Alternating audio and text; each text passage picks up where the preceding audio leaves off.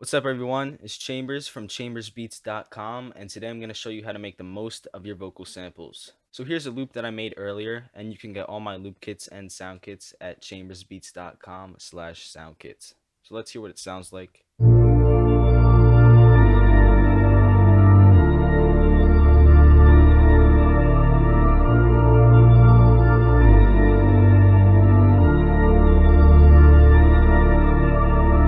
So I want to make this more interesting, and I'm going to do that by adding a vocal sample. And I'm going to show you how to mix your vocal samples to make them sound amazing.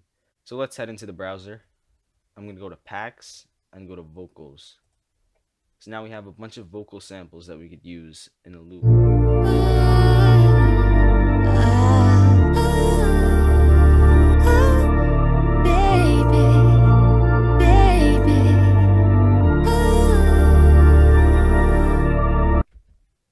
So I'm really hearing something with this one.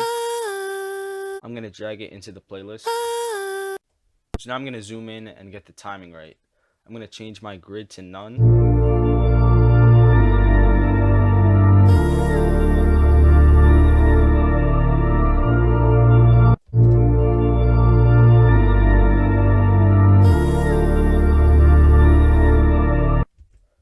So now I got the timing that I want. Now I'm going to go into the actual sample and right click on time and hit project tempo.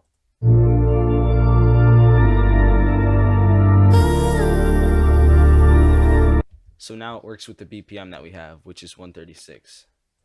So clearly the vocal is out of tune with the loop, so we're going to tune this by using Melodyne. Let's link the vocal to the mixer. Let's open Melodyne. And now in order to record the vocal into Melodyne, you need to hit the transfer button and then play it.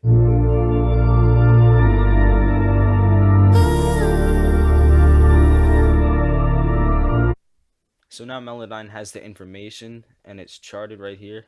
So what I'm first going to do is highlight and then click this button up here. I'm going to set the pitch center to 100%, and that will make the notes locked in to a certain pitch.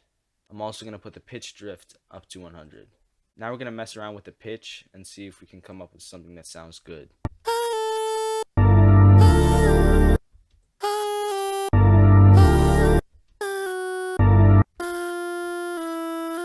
So what I'm hearing right there is going from an F to an E, and this is what that's going to sound like. That's it. That's definitely it. That sounds amazing. So now let's make that happen for the other part. So now we have an in-tune vocal. So what I'm going to do is record that into Edison. Click on Edison and hit on play, then record it.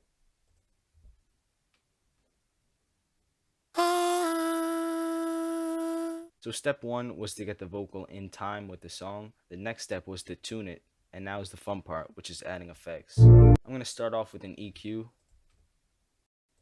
I'm going to cut out any low end that might exist. And also the high end. I want to make it sound like the vocal artist is underwater.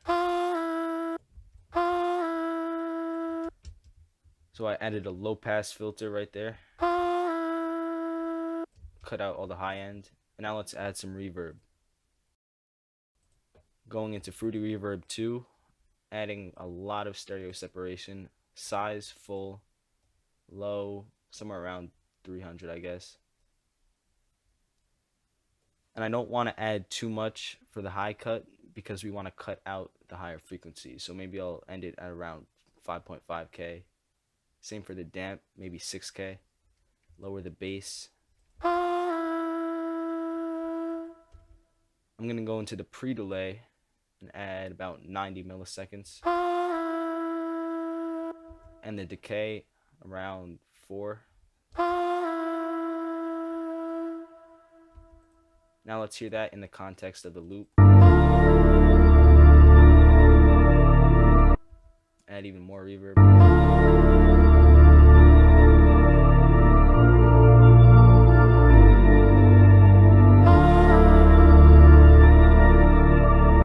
And now looking back, I want to add some distortion to it.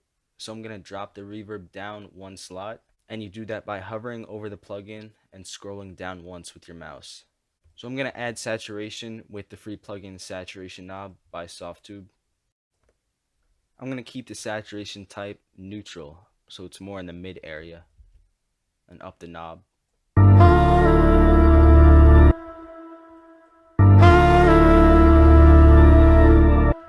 So now we have a more distorted signal, which is really adding more harmonics to it. And with that, I'm going to lower the volume.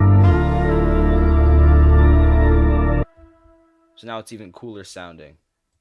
Here's before, and now after. Now let's add some delay. I chose Echo Boy Jr. by Sound Toys. I really like the sound that it gives. Of course, you can use Fruity Delay 2 or Fruity Delay 3 for the same effect. They have similar functions. So for the echo time, I'm going to go to 1, which you can see right here. And I'm going to set the type to ambient. And what these are different types of sounds you can get from your delay. For example, if you're on transmitter, it sounds like this. But then when you're on ambient, it can sound like this. I really like ambient, and I did hear some low end in that, so I want to cut it out with a low cut knob and cut out some of the highs. Let's add saturation to it also.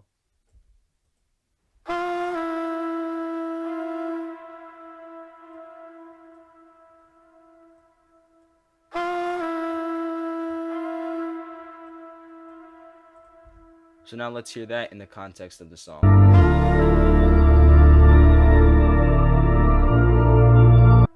I'm going to add some output so we can hear it better.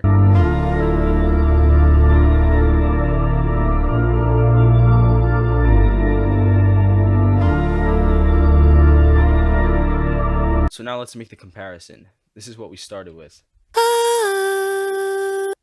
And we turn that into this.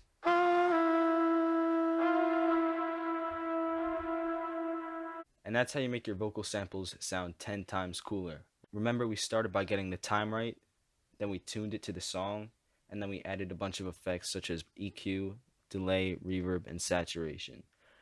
Now let's hear the whole thing.